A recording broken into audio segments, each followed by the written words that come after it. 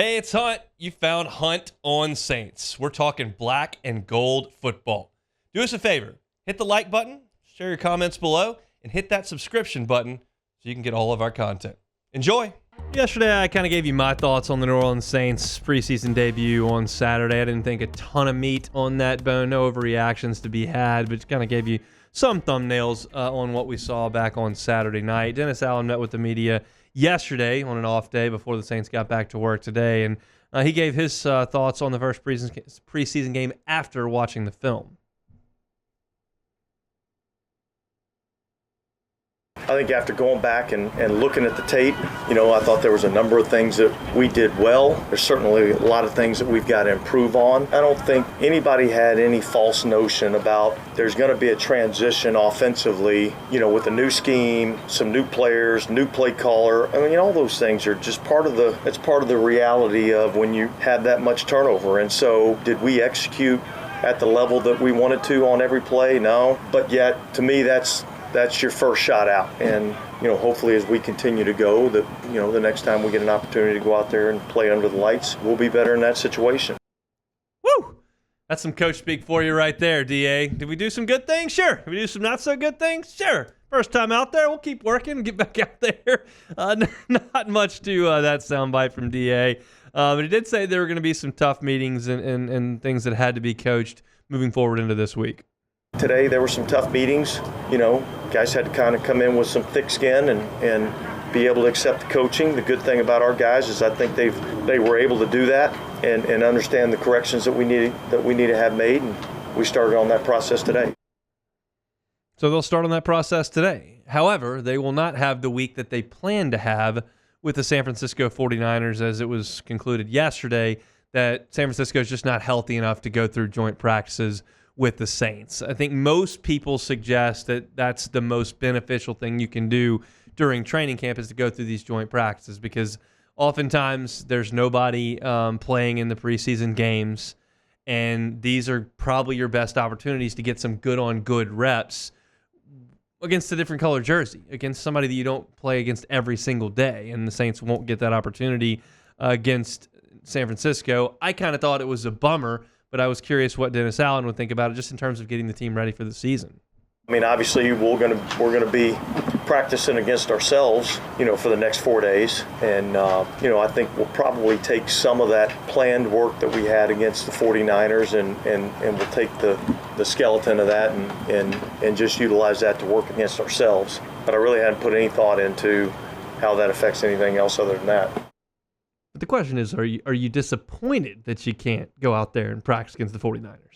Yeah, I mean, I enjoy, the joint practices. I think it's good to get, up against somebody else. But other than that, I mean, we're still going to get some good work here. So not really that concerned about it. All right. Fair enough. He knows more than me. If he's not concerned about it, better for him. I thought it was a little bit of a missed opportunity for New Orleans, but we'll see. The good news, I feel like, is that the Saints are pretty healthy from a big picture perspective. Yeah, I'd like Kendre Miller to get out there and practice a little bit. I'd like Marshawn Lattimore to get out there and practice a little bit. I'm not really worried at all about Demario Davis. But you also haven't had anybody carted off that has ACL surgery already on the schedule. Like, you're doing okay this far into camp. And Dennis Allen spoke to the health of his team after one preseason game. For the most part we did. I don't know that we had any significant injuries, normal kind of bumps and bruises and strains and things like that you come out of a normal game with. But I think overall, where our health was going in and where our health was coming out, I think it's, relatively the same. Okay. So now let's look at what actually happened on the field in the game. If you were listening to me yesterday, I talked about the offensive line, which I did not think performed great, but I specifically mentioned Trevor Penning, and I'm about ready to wave the flag. I don't think someone who has such obvious poor reps every time out there is making the strides necessary to put any stock and belief into him moving forward 3 years into this thing. That's the way that I see it. We'll talk about Penning in a second. Well, we'll get DA's thoughts on Penning in a second, but I wanted to start with his thoughts on the offensive line as a whole in the game back on Saturday.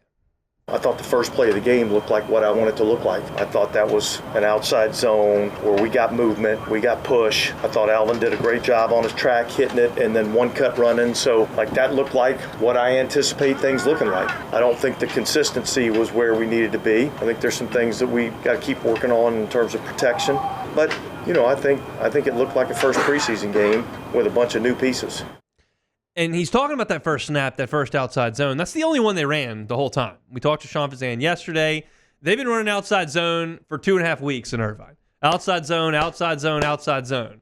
They get into the game, they run one outside zone. So you understand that's indicative of a playbook that's been vanillaed, to use a word that doesn't exist, for the purposes of preseason. But they did run the one play they wanted to see, and they got it blocked up the way they wanted to, and Kamara hit the hole, and it was a positive play.